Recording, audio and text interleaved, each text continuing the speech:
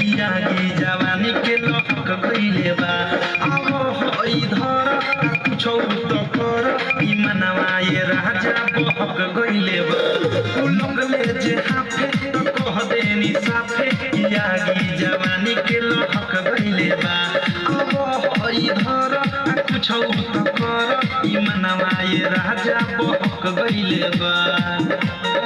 दासा कोइनी उनकर नासा में रहनी उहे भइल जवन हम सखी चाहनी